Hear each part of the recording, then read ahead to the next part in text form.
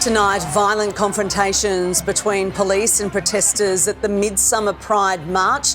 The Chief Commissioner hits out. Surf life-saving rescues, a fire emergency and an algae scare as Melbourne swelters through its hottest day of the summer.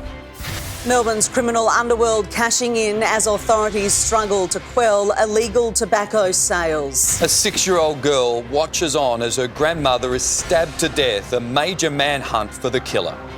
Australia backs a fresh round of airstrikes on Houthi rebels. A new national plan for electric cars, what it means for drivers. And later, hear from Ben Cousins as the Brownlow medalist takes a big step back into the public spotlight. Live from Melbourne, 7 News with Rebecca Maddern and Mike Amor.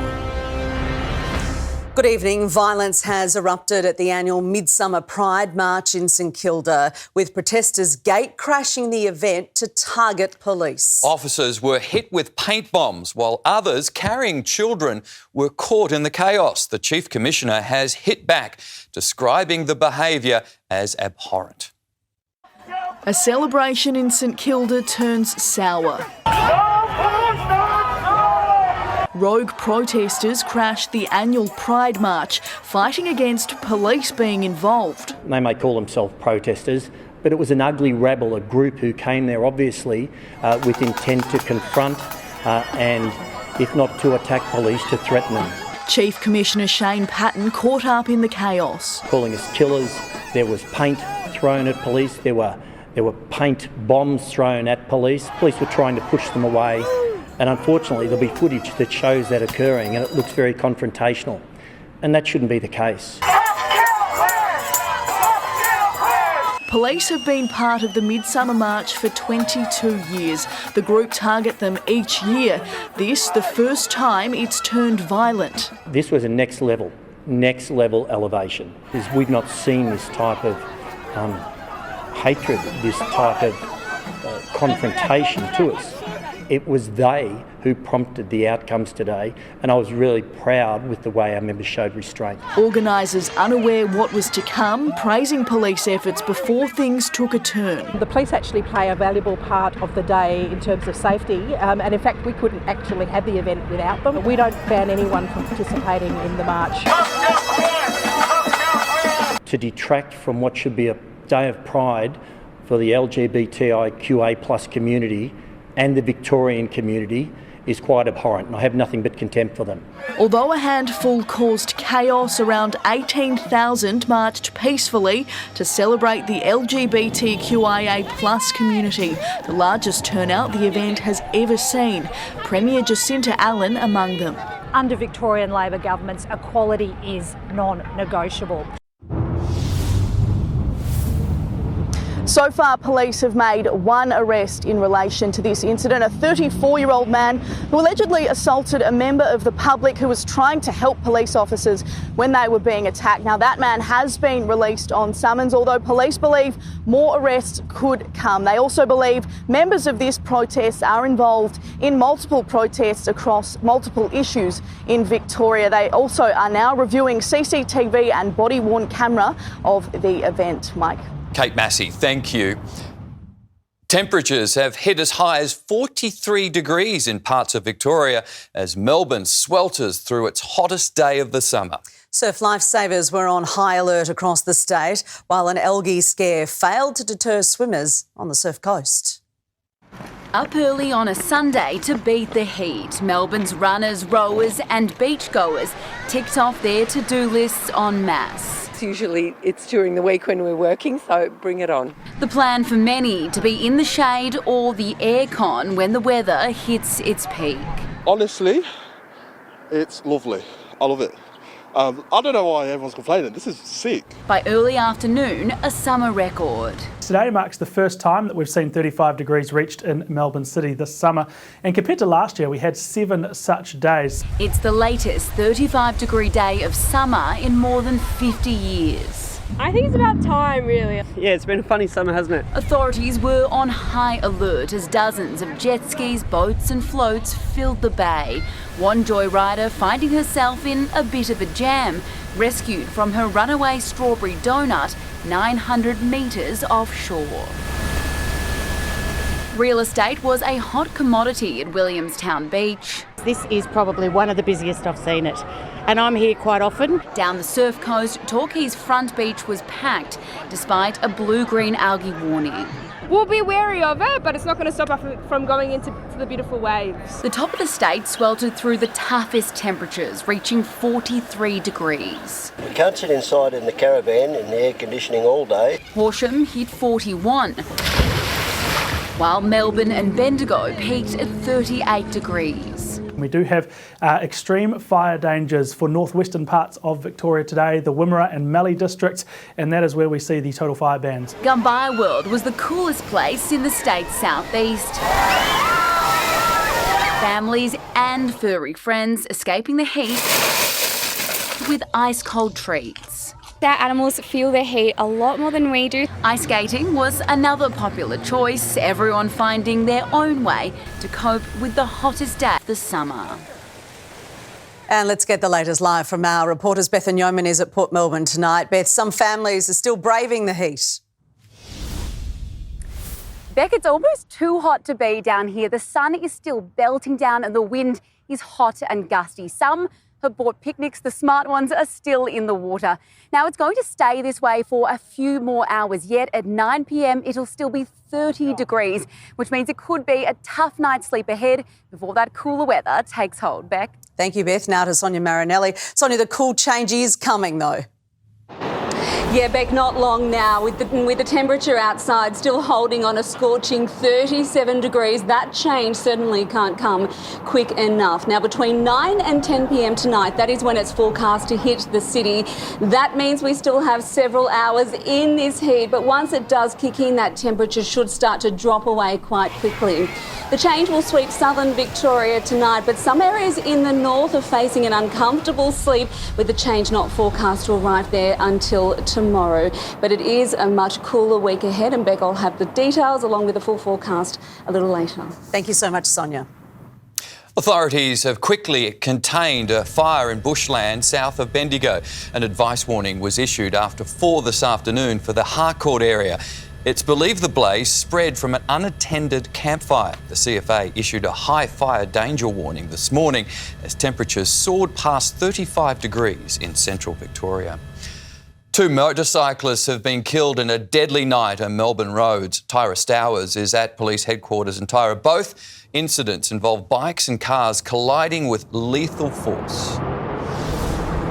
They did, Mike. The 2 fatal crashes happened just 5 hours apart on opposite sides of the city, but in nearly the exact same circumstances. Now, in Bentley East at around 7:30, a motorcyclist collided with a Toyota Hilux, sending the rider into a Ford sedan parked on Tambert Street.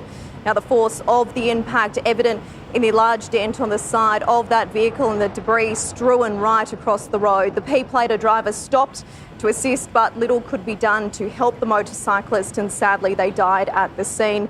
Then hours later in Melton, a similar incident played out on the Western Freeway, resulting in a male rider losing his life. The driver involved in that collision is speaking to police as they investigate the circumstances leading up to that crash. Now, out of the 295 fatalities across our roads over the past year, 1/6 of them has been motorcyclists. Mike. Tyra, thank you. Melbourne's criminal underworld has pocketed $1 billion selling illegal tobacco products to Victorians. Police have set up a special task force to target the illicit tobacco trade, but it's only helped keep a small percentage off the streets. It's a multi-billion-dollar market for Melbourne's underworld tobacco trade that's seen an escalation of violence.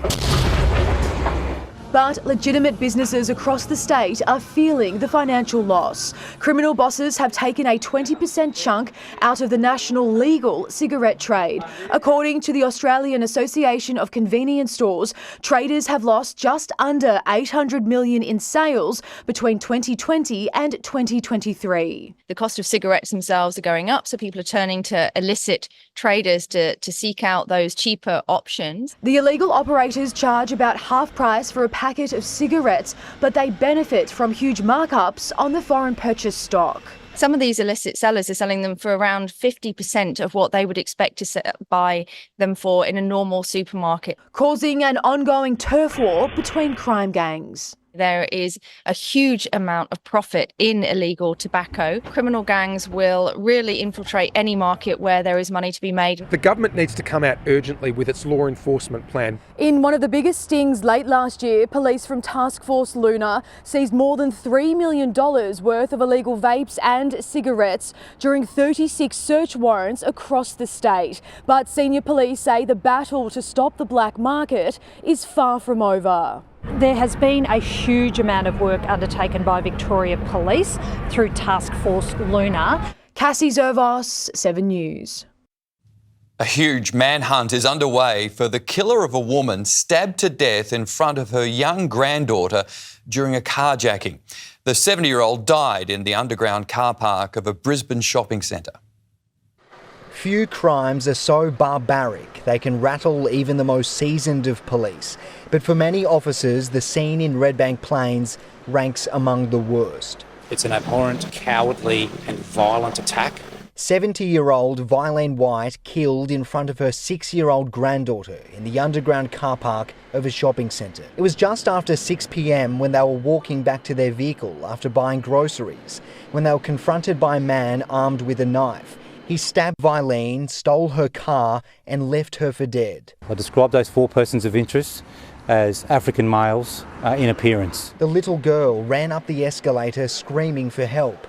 She found off-duty doctor Adamola Ofalabi and a nurse who tried to save the 70-year-old. I called 000 immediately, and not long after I did compressions for about a minute, but there was no response. Despite their best efforts, sadly, she died at the scene. Her family, including her blind husband of 49 years who she cared for, soon arrived and were led away by detectives. Today, her daughter remembered the most loving, compassionate and caring person you could ever meet. She would do anything for anyone. She was the light and life of our family. Her love for Jesus and her prayers for us all is what kept us going through family crisis over the years. We now have an immeasurable hole in our hearts that can never be filled. What remains important to us today as investigators and as police is that we catch those that are responsible for this offence, we apprehend them, and that we ensure that the community feels safe. Garth Burley, 7 News. American forces have carried their second round of strikes against Iranian-backed fighters in as many days. British jets have joined the attacks on Houthi rebels in Yemen, the Western allies striving to protect international shipping in the Red Sea. A second night of strikes on Middle Eastern militias allied with Iran.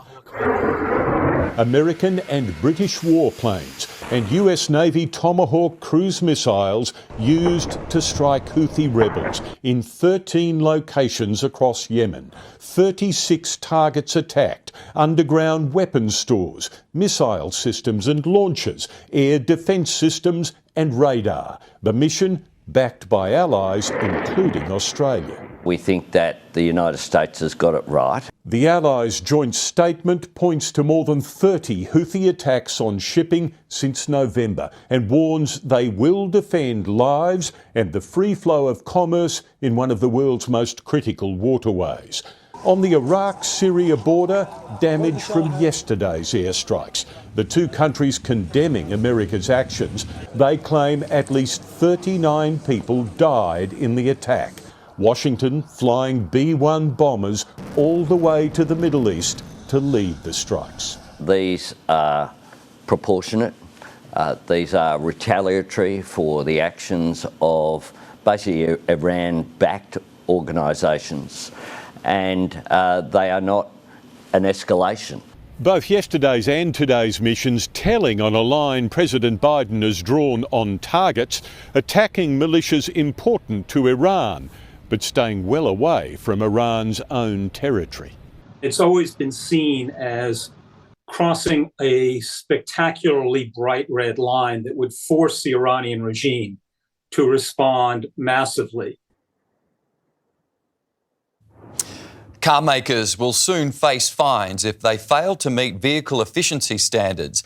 The carbon targets will force manufacturers to send cleaner and more economical cars to Australia, giving drivers access to new lines of fuel-efficient vehicles. Australians drive some of the biggest gas-guzzling and polluting vehicles in the world. Car companies have been able to treat us as a dumping ground, sending their best models to countries with vehicle efficiency standards. Vehicles that are sold here in Australia are 40% less efficient than those vehicles in the European Union. Australia and Russia are among the only advanced nations not to have new vehicle rules. It's way beyond time that Australia catches up. Preparing to introduce an efficiency standard, setting an average level of carbon emissions across a manufacturer's yearly new vehicle sales, and big fines if they fail to meet the target, aiming to reduce annual emissions by 12%. We want this fuel efficiency standard. We want something ambitious, but we also want something achievable. It'll only apply to new vehicles, cars, utes and four-wheel drives, both petrol and diesel. Trucks aren't included. Companies can still sell their current models, but will have to increase supply of more fuel-efficient electric and hybrid cars to meet the target. We want to see more choice for Australians when they go to buy a new car. Better engines and transmissions, saving about $1,000 a year at the pump.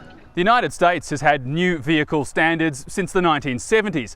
The government wants similar rules in place here by the beginning of next year, although it knows the road to get there won't be smooth. We're going to hear that, utes are banned. That is not true. We're going to hear that somehow second-hand vehicles are affected. That is not true. Assuring motorists it won't drive new vehicle prices higher either.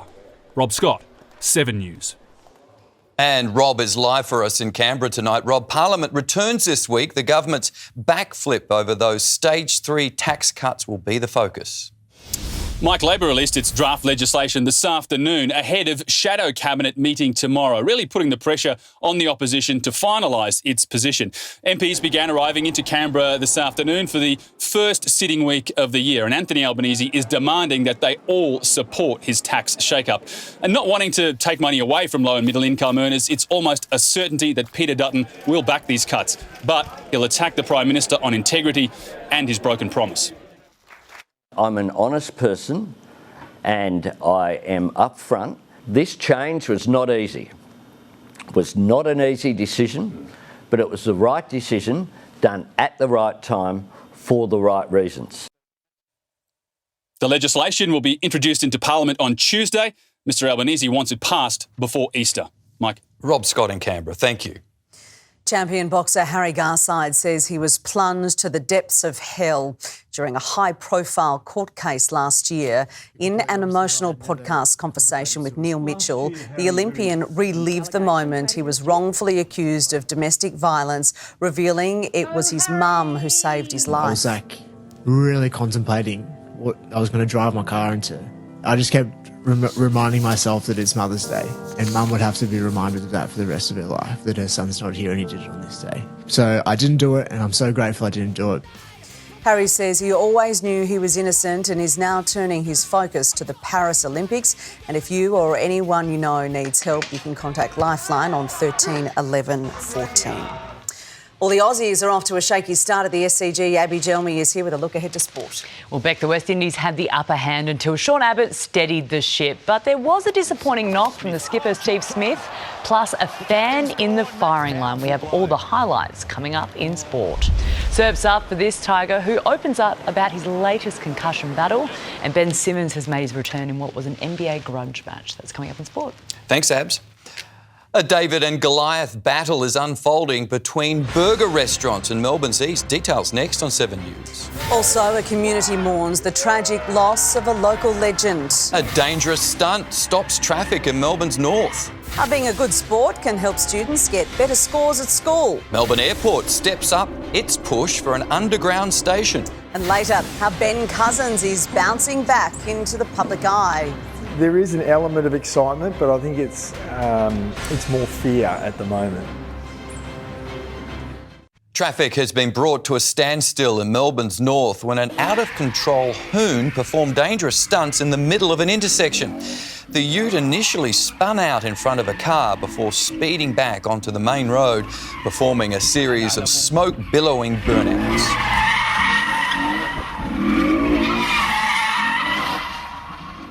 Police responded to the incident, but the drivers had already left the area.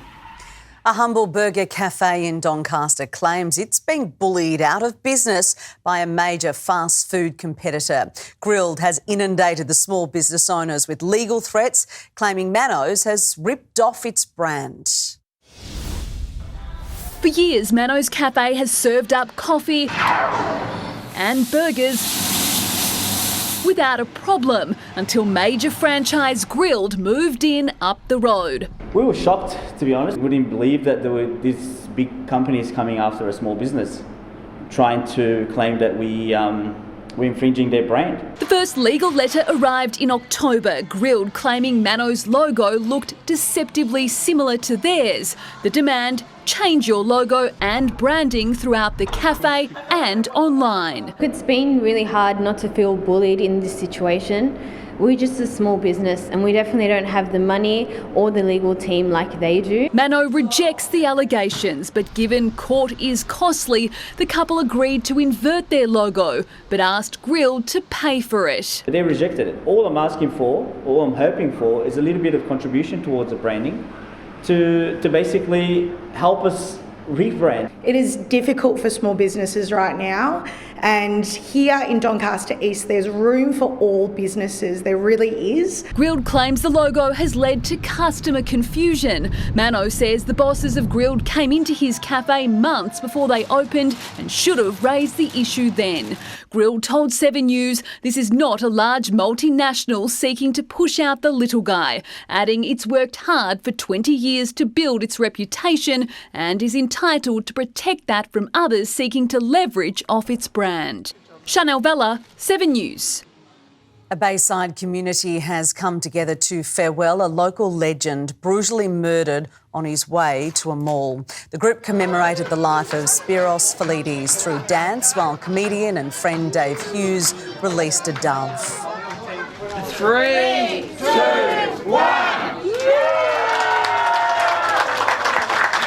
The 46-year-old who had an intellectual disability had beaten 2 rounds of prostate cancer before his life was tragically cut short in January. A new Australian study has uncovered a surprising link between sports and schoolwork. The research shows the more active a child is, the more their results will improve. It's often the first activity we drop when our schedules pick up, but not for Sarah McConville. The 21-year-old has been doing CrossFit for 7 years and says keeping it in her routine helps her achieve more. Study can be hard and it's in a different way to fitness is, but fitness is hard as well and I can do that. Okay, I can probably sit down and work my brain and do this even though it is hard. And the master's student isn't alone. According to new data from the University of Sydney, participating in sport could improve your academic performance. Sports are so important, not just for the academic benefits, but also the kids' physical and mental health. Researchers tracked the progress of 2,400 students from 4 years old to 21 and found compared with children who drop out of sport, those who stick with it achieved 20 points higher on NAPLAN numeracy and 9 on literacy. They were also 56% less likely to skip school and 78% more likely to study at university. Kids who continued playing individual sports were much better off in terms of their NAPLAN literacy test results. Team sports, they performed better on their attention and working memory. At least 80% of children aren't meeting the minimum requirements for physical activity. Those children are more likely to be girls or from lower socio-economic backgrounds. Lucy McLeod, 7 News. Melbourne Airport is taking its push for an underground train station to the people. Almost 1 million households will receive the airport's community newsletter, which includes an artist's impression of what the station would look like. The state government wants the station built above ground to save money, leaving talks on the project currently at a stalemate. Melbourne's housing crisis has hit a fresh hurdle. Why plans to transform office towers aren't stacking up. Next on 7 News. Also, a motorist's close call in Melbourne's southeast. Concerns over Olympic security after a train station attack in Paris. And meet the star power getting ready to run for the kids.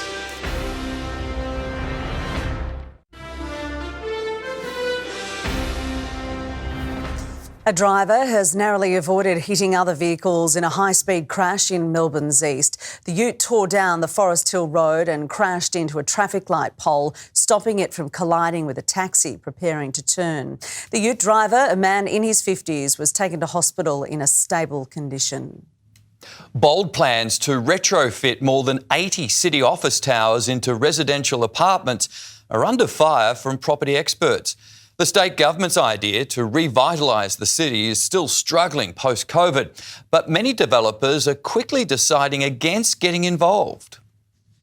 The Allen government's plan to fix the housing crisis is to put some of the 60,000 Victorians looking for a home in the heart of Melbourne City. It's part of looking at doing everything we can to build more homes. Greater Melbourne is forecast to become Australia's most populated city by 2026. Post-COVID research by Hassel Architects has identified 86 city buildings that could potentially be retrofitted to build at least 10,000 more apartments. There is an onus on us to consider adaptive reuse.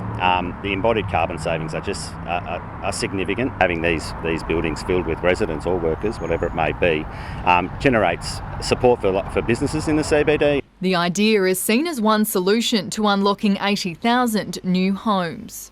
No detail about how planning processes will be applied, the costs involved in converting buildings. Projects aren't stacking up at the moment, and what developers want is a project that's feasible and that has limited risk. History shows the idea can work. City Council's Project 3000 transformed office spaces into apartments during the 1990s recession, including this one here on Exhibition Street. But incentives are needed to get developers on board. Whether it's tax relief for developers to make the projects more feasible, sort of reviewing, planning policy, which may include a floor space uplift. Ainsley Kosh, 7 News.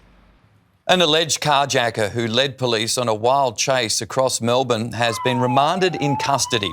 The 32-year-old Donvale man is accused of carjackings across multiple suburbs during a 2-day crime spree, which came to a crashing end in Dandenong on Friday. He faced court this morning and didn't apply for bail. He will remain in custody until his next court appearance later this month. Forest fires raging in central Chile have claimed at least 46 lives and destroyed more than 1,000 homes. Entire towns had to be evacuated as the fierce blaze bore down. Completely surrounded by a wildfire, in a state of panic. Women and children among those on this bus, desperately trying to escape. These firefighters driving into the inferno. Flames licking the sides of the truck as they race to help people trapped inside burning cars. Forest fires ripping across central Chile's coastline on the hillsides around the resort town of Viña del Mar. Thousands forced to flee their homes as entire blocks vanished into the night. But as morning broke, the devastating impact was laid bare. Some neighbours got burned here. The neighbour across the street also burned, and we were left with nothing. The death toll expected to rise dramatically as emergency crews search through burnt-out homes and cars. Heather Richardson, 7 News. Security plans for the Paris Olympics are back in the spotlight after a stabbing attack at one of the French capital's biggest train stations. 3 people were wounded when a man pulled out a knife and a hammer and attacked people at random in the Gare de Lyon. A railway worker tackled him to the ground before anti-terrorism police arrived. The suspect was carrying medication, telling officers he suffers psychiatric problems. There's been a historic political milestone in Northern Ireland with the leader of Sinn Féin taking her seat in Parliament as First Minister. I am honoured to stand here as First Minister. We mark a moment of equality and a moment of progress, a new opportunity to work and to grow together. Sinn Féin has historic ties to the IRA, with Michelle O'Neill's appointment once thought unthinkable. Thousands of Victorians are stepping up, training ahead of next month's Run for the Kids. Star Power will lead the charge, running across the Balti Bridge and through the Domain Tunnel, all while raising money for the Royal Children's Hospital. What do a marathon champion, Olympic sprinter and former footy star all have in common? Endurance isn't really our style, is it? Do you know what, Abs? I'm starting to think Monas has done this on purpose.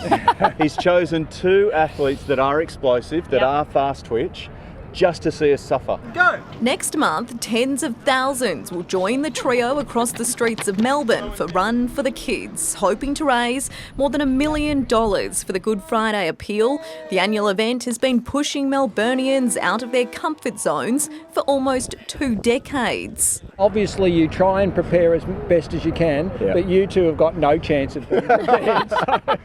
The short run for Run for the Kids is probably 4.6 k's too far for me. It's 4.7, I think, in total. It's the only time of the year you can legally run or walk over the Balti Bridge and through the Domain Tunnel, but be prepared for the incline, as it's said to be the most challenging part. Competitors can register through the Run for the Kids website or sign up to be a volunteer.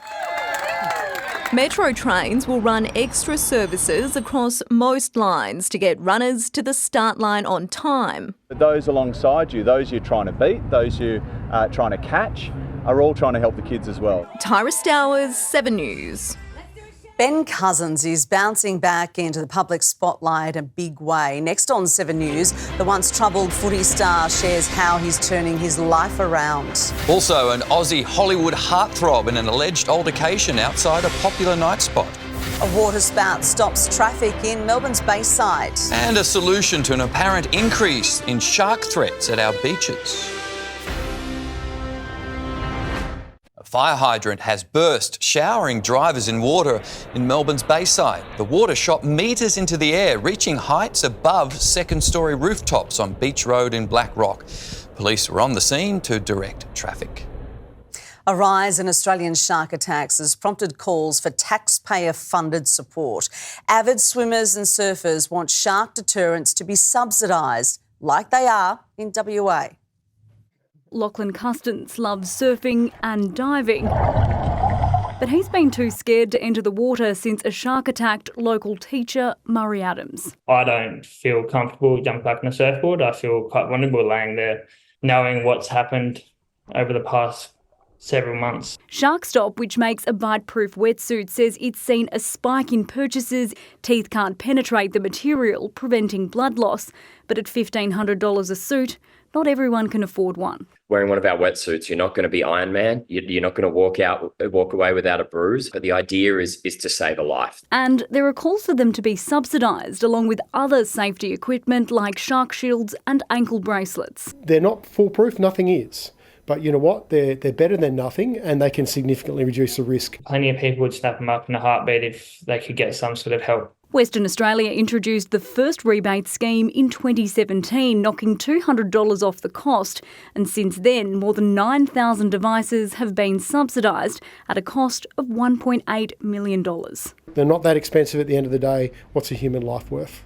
It'd be nice for the state government to keep working with local communities, especially out here, to help us feel safe to get back in the water. Kimberly Pratt, 7 News.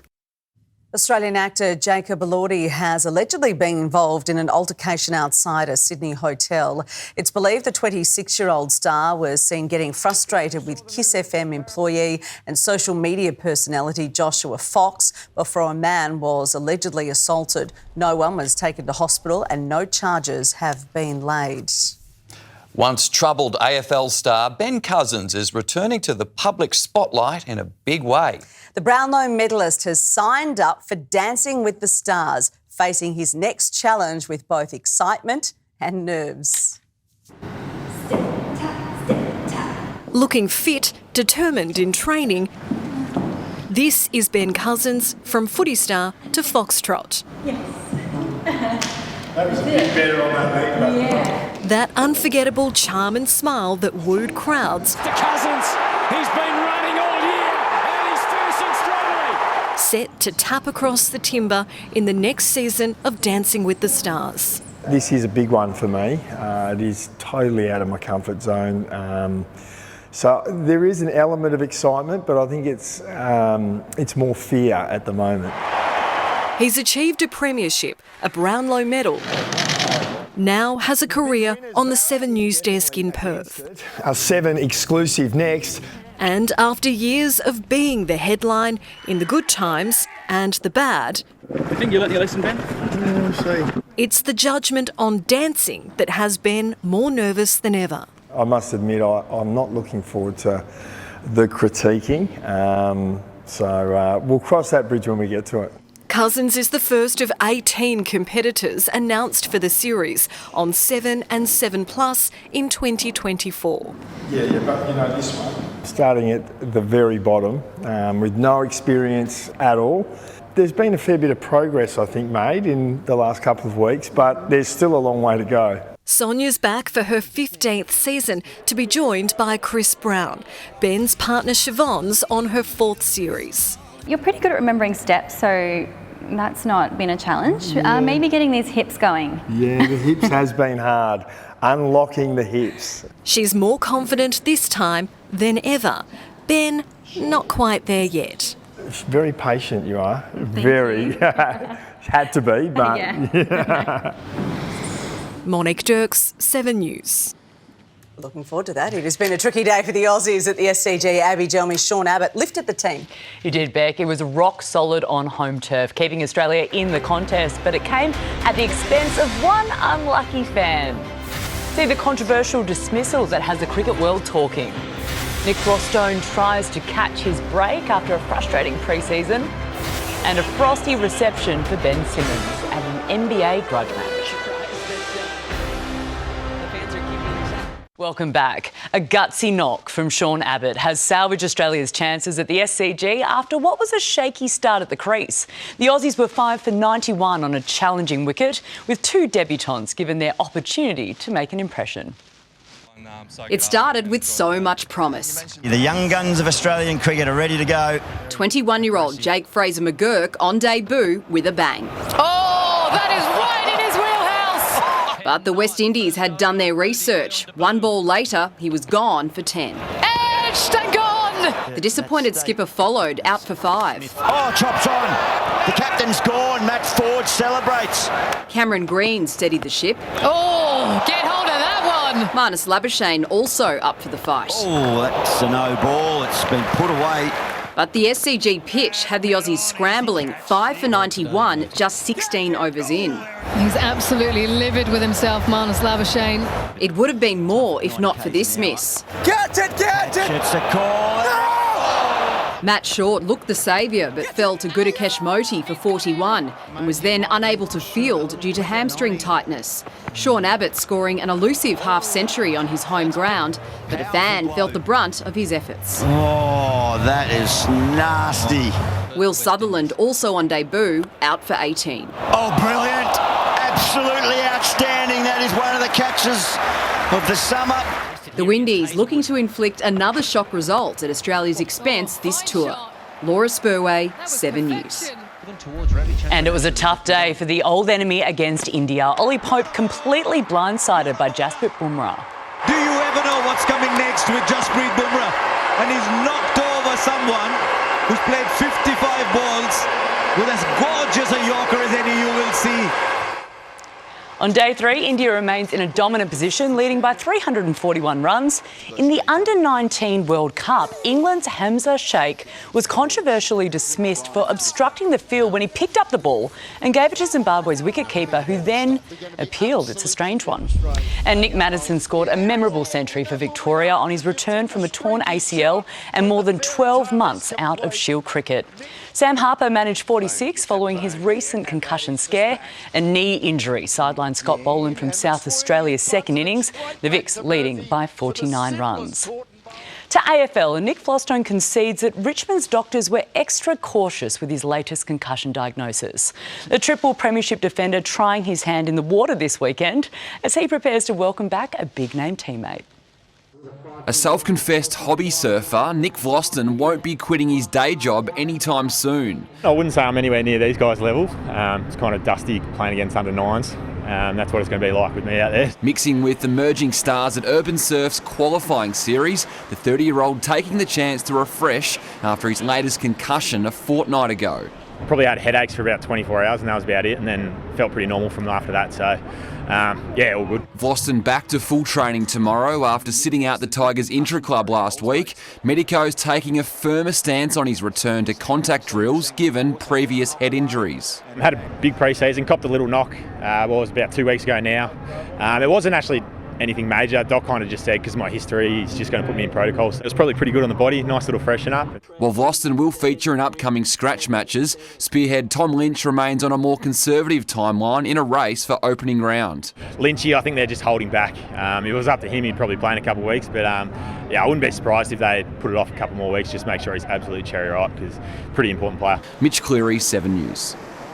Melbourne United has locked in top spot on the NBL ladder and taken bragging rights in the throwdown against South East Melbourne Phoenix. Despite the Phoenix outscoring United in the fourth quarter, the favourites cruised to a 16-point win. Credit to them, obviously well on demand, and they kept fighting, and there's got some talented young kids on that team. United's next challenge is the New Zealand Breakers on February 11. Ben Simmons' return to Philadelphia was a success despite the hostile 76ers crowd. The number 10, Ben Simmons. I'm a little bit surprised that the fans are keeping this up.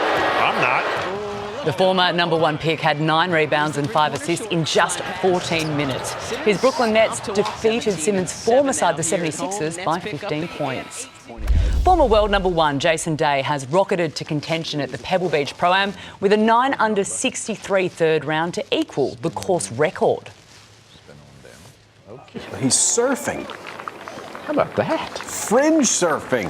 I still feel like I'm in my 20s, but I'm past my mid-30s now. He's 4 shots off the leader, Wyndham Clark, at 17 under. Australian Open champ Joaquin Niemann leads the LIV season opener in Mexico at 13 under. He's 4 shots ahead of Tour debutant Jon Rahm. I hate to be in my mid-30s. So old. Thanks, Abs. I love being in my mid-30s personally, but that's all right. Thanks for that. Much of the state has endured its hottest day in a year. Sonia Marinelli is here to tell us when the cool change arrives, Son. Mike, I'm happy to say it's just a few hours away, and then that is it for the summer heat for at least the next 6 days. I'll have the details next.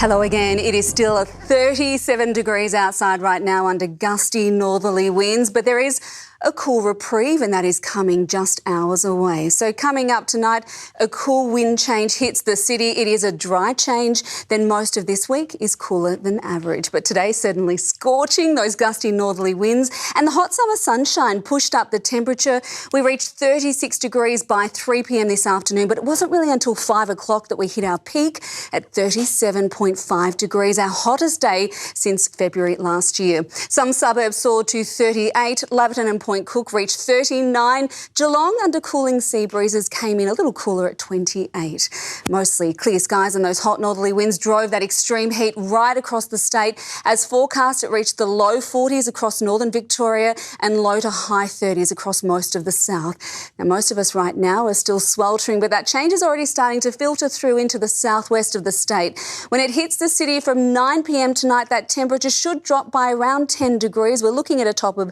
around 24 by midnight, and that's a similar story as it continues to sweep through. It does take longer to penetrate the north, but it should flush out most of the state's heat by lunchtime tomorrow. Now, this is a mostly dry change. Some light showers for southern parts, but what it does do is enhance a rain system that is pushing down into the northeast of the state. Storms are forecast to bring heavy falls over the ranges tomorrow afternoon. OK, around the nation tomorrow, there's showers in Sydney and heavy rain for Canberra, but warm Monday sunshine in most other major cities. Here, a moderate to fresh southwesterly wind change continues to sweep the state, resulting in below average maximums by the afternoon. The change brings light morning showers to the southwest and central districts, with early morning showers and storms in the east. Ramping up again in the afternoon, it could produce heavy falls over the ranges. Closer in, it is a cooler morning here in Melbourne, with cloud building through the day. Just just a slight chance of a shower and a possible rumble of thunder up in the northeastern suburbs. But we're going to be feeling the fresh bite of those breezy southerly winds. So not quite winter weather, but a big drop from today. We won't be getting any warmth from the sun, and we're looking at a Monday high of 23 degrees. The sun comes back to play from Tuesday, but we'll spend the rest of this week under a cool southerly breeze, so temperatures not rising above 23 until Sunday. That is when it's forecast to jump back up to 30. So for those who don't like the heat, this week is certainly for you. Tomorrow, Beck might cloudy and 23 degrees and much cooler. Someone forgot to put the air conditioning on in the studio, so I'm welcome back. That's 7 News for this Sunday. We'll have updates throughout the night. For now, from the 7 News team, please take care. Have a good night. Yeah, it's hot.